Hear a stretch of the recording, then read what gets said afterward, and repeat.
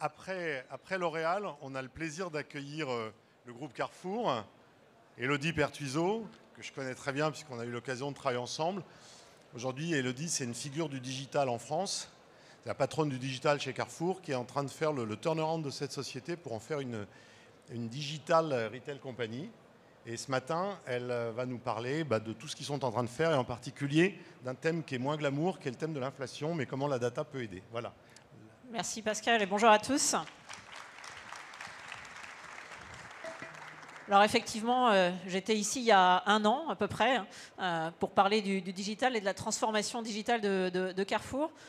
C'est d'ailleurs impressionnant de voir le salon évoluer et croître en un an. Pascal, bravo. Et puis en revanche, en un an, pour nous, pour tous les retailers, pour tous ceux qui sont dans la salle aussi, pour nos partenaires, les industriels ou nos prestataires, en réalité, la question et le défi du digital, à mon avis, a complètement changé. Et donc, je voulais vous partager ça, parce que je crois que quand on fait une transformation digitale, il ne faut pas qu'on ait peur de se remettre en question.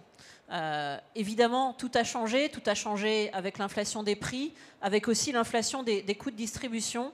Et moi, quand j'ai pris ce nouveau sujet comme vous, il y a quelques mois, j'ai considéré qu'on ne devait pas avoir peur de se poser des vraies questions. D'abord, est-ce qu'il faut continuer ? Est-ce qu'on a vraiment les moyens de se payer du e-commerce, un canal dont on sait qu'il est à moindre marge dans ce contexte ? Est-ce qu'on va pouvoir faire face à l'évolution des coûts de distribution du e-commerce ? En e-commerce, alors c'est simple, c'est comme le commerce, sauf qu'il y a encore plus de frais de personnel, et il y a encore plus de transport et encore plus d'énergie. Voilà, sinon tout est pareil. Mais voilà, donc et puis évidemment, il y a moins de marge. Donc l'équation est très simple. Est-ce que nos clients vont nous suivre ? Est-ce qu'ils vont aller en fait massivement dans les formats physiques et discount ? Et puis en fait, est-ce qu'il faut continuer d'investir au moment où le cash ou l'investissement se fait plus rare ? Donc moi, je crois que ces questions, il ne faut pas en avoir peur.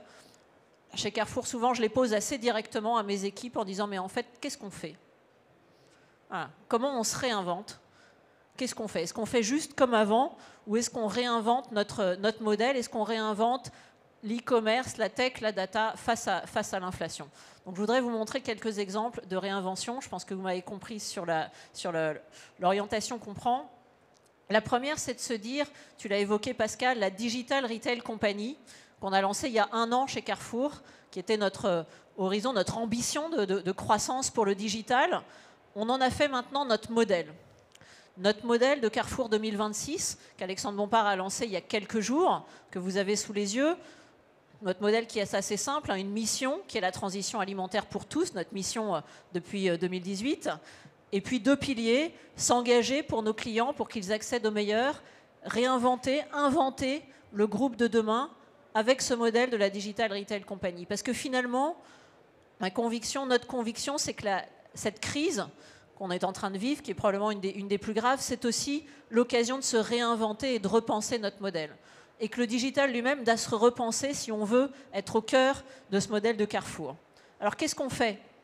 Très concrètement, on le réinvente avec 2 éléments. D'abord, au service de nos clients, comment le multicanal se met en ce moment au service de nos clients. Et je vais vous donner quelques exemples. Là aussi, il ne faut pas qu'on ait peur de réinventer le multicanal et le e-commerce. Et puis, comment on met la tech, la data au service de notre nouveau modèle avec 2 axes. D'abord, la performance. Moi, je n'ai pas peur de le dire. Je pense qu'aujourd'hui, la tech et la data, ça ne sert à rien si ce n'est pas pour aller chercher plus de performance dans nos modèles retail. Et donc, je vais être abordée dans les stands par beaucoup de nos prestataires, beaucoup de gens dans la salle qui, je pense, ont un certain nombre de solutions digitales. La seule question que Carrefour va vous poser, c'est en quoi ça va me chercher de la performance sur le modèle du retail. On a un problème de modèle dans le retail, c'est le moment ou jamais de montrer qu'on est capable d'aller chercher plus de performance. Et sinon, on n'a pas peur de le dire, ça ne sert à rien. Et puis, on va utiliser le digital pour inventer aussi des nouveaux métiers. Et évidemment, vous m'avez vu venir, je vais vous dire un mot du retail média et de ce qu'on a annoncé récemment avec Publicis. Alors d'abord, pourquoi ? Pourquoi on continue à faire du e-commerce en ce moment pour nos clients ? Comme je dis souvent à mes équipes, ça sert à quoi en le fond ? Pourquoi on s'embête à faire un truc aussi compliqué ? qui a assez peu de marge, qui est encore plus compliqué avec l'inflation. Pourquoi ? Vous l'avez derrière moi, vous l'avez sous les yeux. Ben, c'est pour nos clients. Et la bonne nouvelle quand même dans toutes ces évolutions de l'inflation, c'est que l'équation que vous avez derrière vous, qui est l'équation cœur de l'omnicanal, c'est l'équation de création de valeur de l'omnicanal. Pourquoi l'omnicanal crée de la valeur ? Pour cette raison. Parce que quand des clients basculent du offline vers le online, ce que vous avez là, c'est l'évolution dans le temps des cohortes de clients, ben, les clients qui ont basculé en omnicanal créent plus de valeur. Et la bonne nouvelle, c'est que quand on fait tourner cette équation, y compris maintenant post-Covid, ben, elle continue à tourner. Elle continue à être positive. Donc le moteur de création de valeur de l'omnicanal, il est encore là. Et c'est tout simple. Moi, s'il n'était pas là, je pense qu'il faudrait arrêter. Il n'y a pas de raison de faire de l'omnicanal, si ce n'est de le faire pour les clients et pour créer de la valeur avec nos clients. Et vous le voyez qu'il est là, avec à la fois des niveaux de panier, des niveaux de fréquence qui restent très supérieurs. Et en vrai, il s'est même un peu renforcé quand on a regardé nos cohortes de clients en 2022 par rapport à ce qu'on constatait jusque-là. Donc en vrai, le post-Covid améliore encore cette équation omnicanal. Donc on peut se dire post-Covid, le e-commerce atterrit, etc. Ce n'est pas la bonne façon, ce n'est pas les bonnes lunettes. Les lunettes, c'est la façon dont les clients omnicanaux créent de la valeur. Donc les lunettes, c'est plus 22% et plus 27 à 2 ans, en tout cas plus 22 qu'on constate cette année. Et vous le voyez, pourquoi c'est plus 22 ? Bah c'est tout bête. Hein. Les clients omnicanaux, ils consomment plus chez nous, c'est le taux de nourriture, ils dépensent plus au total, et puis surtout, ils churnent beaucoup moins. En fait, l'omnicanal, ça reste le programme de fidélité. Il n'y a pas de meilleur programme de fidélité que l'omnicanal. Et comme on cherche tous actuellement des programmes de fidélité qui, par ailleurs, soient performants, qui coûtent moins cher et qui créent de la valeur, on a sous les yeux notre programme de fidélité qui reste le bon, y compris face à l'inflation. Et puis, je voulais vous donner quelques éléments nouveaux. En quoi est-ce que ce e-commerce, chez Carrefour en particulier, résiste à l'inflation ? Vous le voyez, on est très concentré, vous l'êtes, chacun d'entre vous, sur la taille des paniers. Est-ce que nos clients continuent à consommer en e-commerce avec la même taille de panier qu'avant ? Vous l'avez sous les yeux. La réponse, pour moi, elle est oui. Elle est bien plus qu'avant le Covid, un tout petit peu moins qu'au pic du Covid. Mais donc, ce qu'on apprend là, c'est que nos clients ont réellement adopté dans leur panier le e-commerce. Ce qui est passé à travers le Covid n'est pas reparti aussitôt. On n'est pas retombé sur des paniers qui sont de la même taille qu'avant le Covid. On est nettement au-dessus. On maintient les niveaux de fréquence. Et bien évidemment, on le fait, et je vais y revenir, avec beaucoup plus de marques propres qu'avant. Ça, c'est aussi la recette du succès. Et vous le voyez notamment, il y a un canal, une solution qui émerge particulièrement. Et moi, j'étais quand même assez surprise au début, mais vous le voyez là, la livraison à domicile continue à accélérer fortement. Et pour moi, il y a une raison, finalement, parmi celles que vous avez sous les yeux, qui est assez simple, c'est le niveau de satisfaction des clients. Et donc, quand on a des solutions e-commerce qui marchent, qui sont plébiscitées, qui ont des niveaux de NPS, et c'est tout le travail qu'on fait chez Carrefour France avec Rami Bettier, cette obsession du client, y compris par temps d'inflation, elle paye. Et donc, elle se traduit par des croissances sur les canaux qui ont le plus haut NPS, comme la livraison. Alors maintenant, je voudrais vous dire 2 mots de la data. Ma conviction, c'est que ce qui va changer le plus, probablement au cours des prochains mois, des prochaines années, dans la façon de faire notre métier, c'est la data qui est en train de le transformer. À la fois pour nos clients et à la fois, je vous le disais, pour notre performance de retailer. Alors, je vais vous montrer comment on a attaqué avec mes équipes le sujet du client et en particulier comment aider nos clients à faire face à l'inflation. Je regarde mes équipes qui sont en bleu là et il y a quelques mois, on a réuni la Digital Factory chez Carrefour qui est dirigée par Valérie Lega et on leur a posé cette question-là. C'est l'intérêt d'être en factory digital. On s'est dit voilà, maintenant on va se poser des nouvelles questions. On arrête un certain nombre de sujets. On était en train de travailler sur plein d'évolutions de l'expérience client. On se repose sur les vraies questions. Comment on aide nos clients dans cette période à faire face à l'inflation et à maîtriser notre budget ? Qu'est-ce qu'on peut faire pour eux très concrètement pour ne pas rester inutile à regarder nos clients face à leur sujet d'inflation ? Et donc, on a inventé quelques trucs que je voulais vous partager. Le premier, c'est le bouton anti-inflation qu'on a sorti il y a quelques semaines. et qui est en train d'apprendre. C'est la merveille, vous pouvez l'essayer. Plus vous l'essayez, plus il apprend, plus on progresse. Donc je peux que vous inciter à essayer notre bouton anti-inflation. C'est extrêmement simple et c'est souvent les expériences les plus simples qui ont le plus d'impact. Vous le voyez ici, quand on choisit maintenant, quand on va sur les produits sur le site de Carrefour, alors je m'excuse auprès des industriels que j'ai sélectionnés, mais ils verront quand même l'importance qu'on leur accorde. En tout cas, quand on va sur des produits sur un site de Carrefour, vous trouvez un petit bouton anti-inflation, comment payer moins cher. Voilà, c'est assez simple. Et à ce moment-là, on vous propose de payer moins cher. Et ce que fait la data, ce que font nos équipes, on le sait, la puissance de la data dans notre métier, c'est qu'on sait très très bien quels produits ont la plus forte probabilité d'être substitués à un autre. Et donc on sait la probabilité que chaque produit soit effectivement une offre de substitution efficace pour notre client. On le sait avec pas mal de choses, on sait avec ce que les gens mettent dans leur panier, on le sait aussi avec nos pickers dans les magasins, ceux qui piquent les commandes e-commerce et qui font des substitutions. On mesure la satisfaction du client et donc on sait proposer les produits qui ont la plus forte chance d'être substitués et évidemment qui sont moins chers. Donc vous le voyez ici, on le propose évidemment sur notre marque propre mais aussi sur les autres marques des industriels.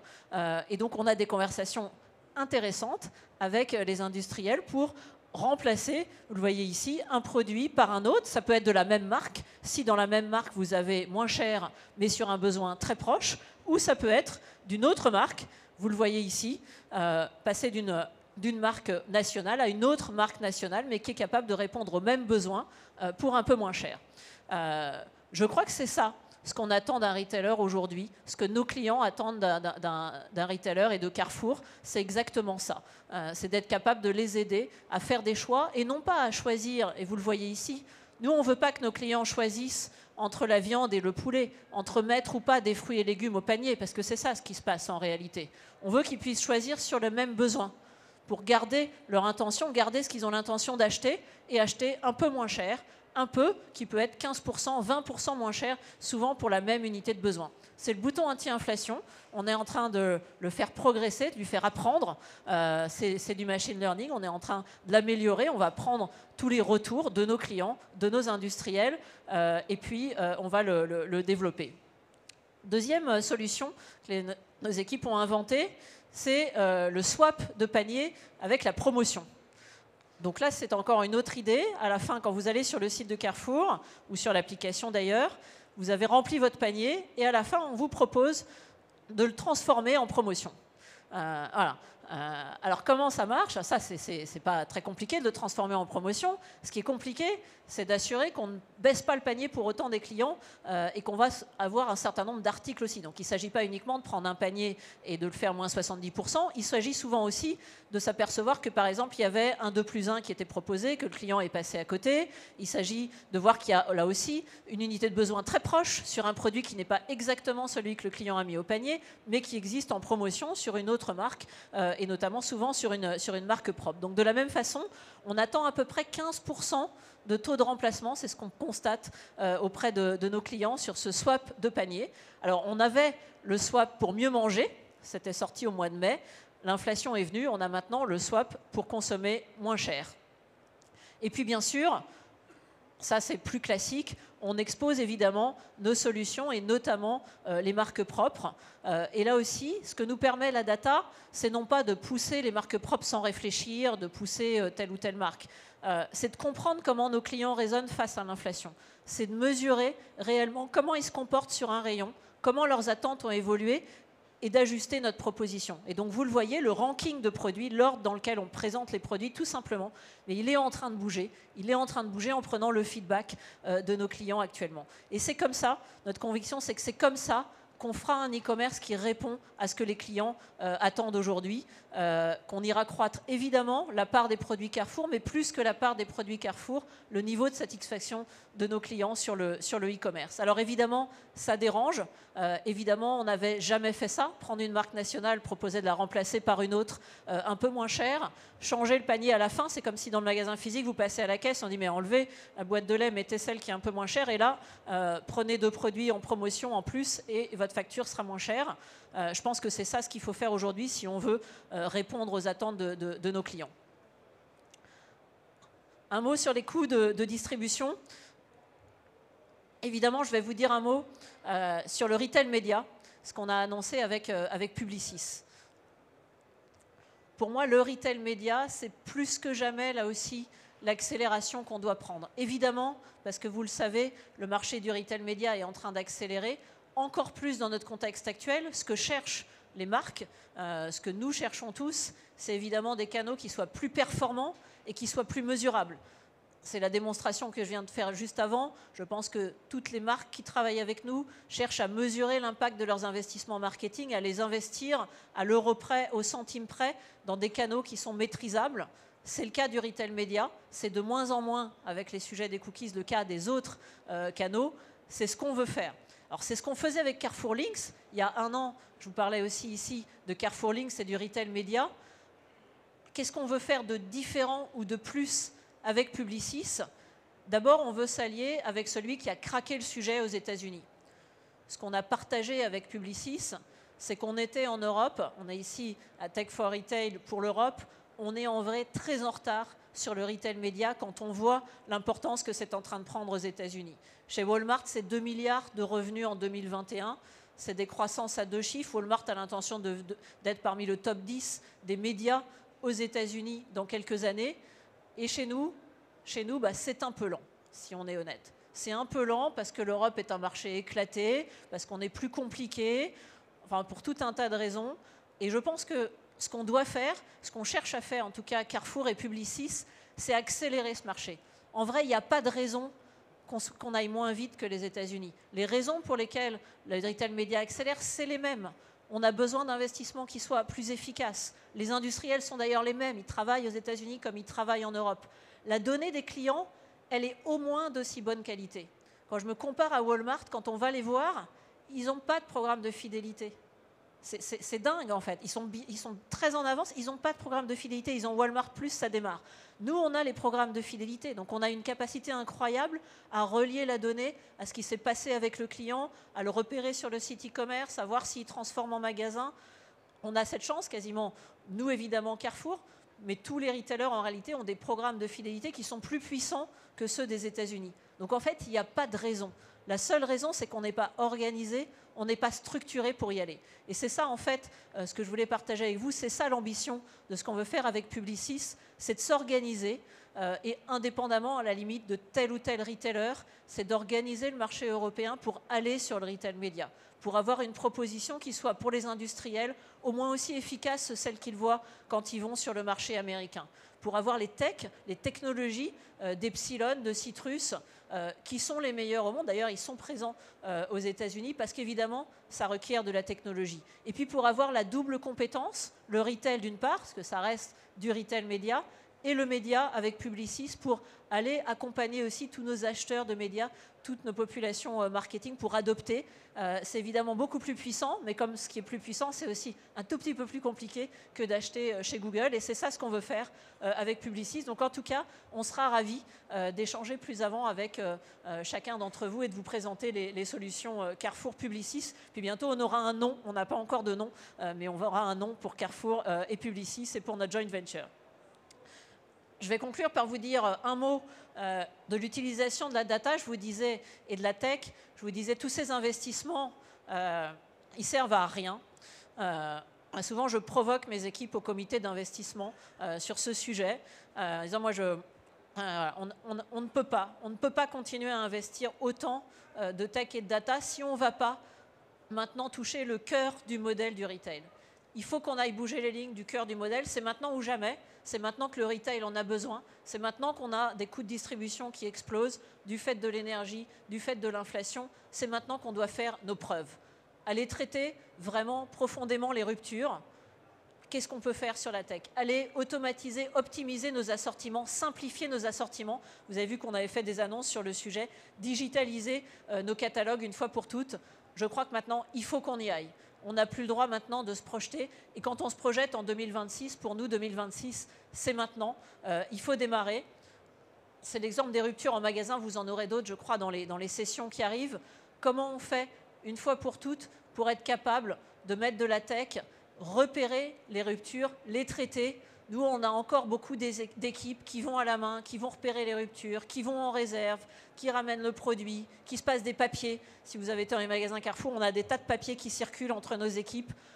On ne peut plus faire comme ça. Il faut qu'on résolve le sujet des ruptures. On est en train de le faire avec un peu de computer vision. Ça marche très bien à Sainte-Geneviève-des-Bois. On va le scaler, on va le passer à l'échelle. Un mot sur l'assortiment. Alexandre Bompard a fait des annonces sur l'assortiment. Une des raisons pour lesquelles le modèle de distribution coûte si cher chez nous, c'est la complexité de l'assortiment. Parce qu'on n'a pas un assortiment, mais des assortiments. On ne sait même pas combien on en a d'ailleurs. La plus difficile souvent, comme souvent dans le retail, c'est de commencer par compter combien on a d'assortiments. Et donc on a automatisé, on a créé des solutions en interne. Parce que ce que je crois aussi beaucoup, c'est que à l'échelle de Carrefour, en tout cas, on est capable de sortir nos propres solutions digitales qui collent exactement aux besoins des équipes. Comment je fais un assortiment plus simple ? Évidemment, sans perdre en top line, sans perdre en chiffre d'affaires, évidemment, sans perdre en marge. Comment j'aide mes magasins à faire les bons choix ? C'est l'automatisation de l'assortiment. Aujourd'hui, depuis cet été, on a 80% des actions de nos catégories managers qui sont traduites par une solution digitale, Assortment Builder. Comment je fais pour simplifier une unité de besoin ? Comment je fais pour réduire l'assortiment dans une unité de besoin sans perdre en top line ? C'est ça l'équation de l'Assortment Builder. Et puis, comme c'est important pour adopter les solutions digitales, en interne, un des points, il faut faire un peu de marketing aussi. Il faut faire du marketing. Et donc, on n'a pas fait seulement de l'Assortment Builder, on a créé chez Carrefour le Netflix de l'assortiment. Et donc, le Netflix de l'assortiment, quand vous êtes un patron de magasin ou un catégorie manager, ça marche comme Netflix. Finalement, ça compare votre catégorie, votre assortiment, à l'ensemble des magasins, aux centaines, aux milliers de magasins Carrefour, aux milliers de transactions. Et sur la base de cette comparaison, ça vous fait des recommandations pour rentrer ou sortir des produits.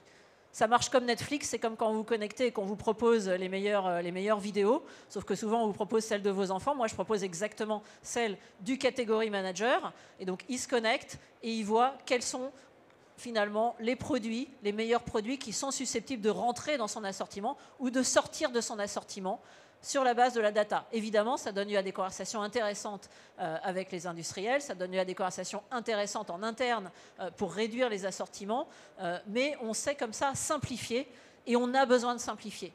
On ne passera, je pense, cette crise de l'inflation qu'en simplifiant nos façons de faire.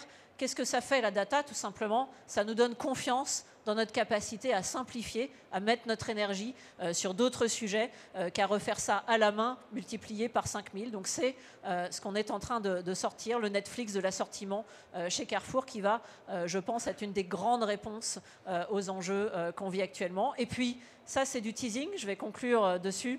Je vous laisserai découvrir. On a fait l'annonce. Je vous laisserai découvrir dans quelques semaines comment on va affronter ce challenge. On a annoncé qu'en 2024, 80% de nos catalogues seraient digitalisés.